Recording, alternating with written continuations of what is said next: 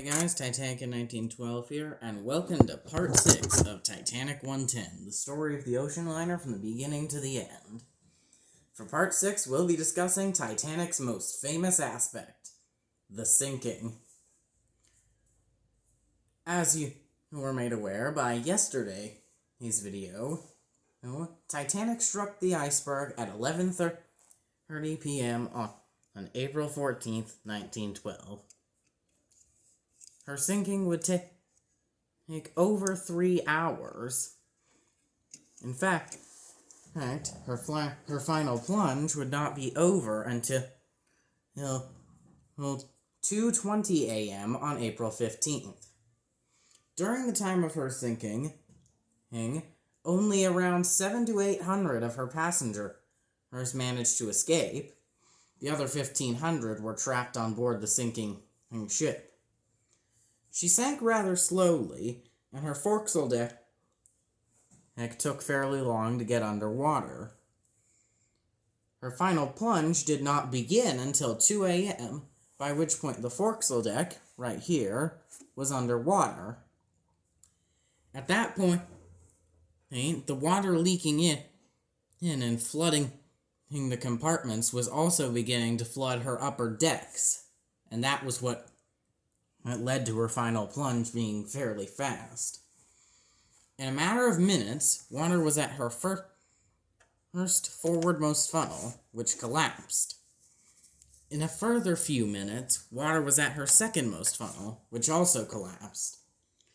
Before long, she was at a 45-degree angle in the air, with the last two funnels still on. Engineers down in the boiler room managed to keep her lights on all the way until this point, when the lights went out, and the ship was at a perfect 45-degree angle. There was a lot of suction of the water pulling on the front half, but there was also almost an equal force of gravity pulling on her stern, so that made it inevitable that she would split. Where she split has long been disputed. Some believe the modernmost theory that she split it here. Some believe the theory presented in the 1997 movie that she split here. I don't know if we'll ever truly know. But in any case, she split, and she somewhere between here and here. For a moment, and after her bow went under, it looked like her stern would stay afloat.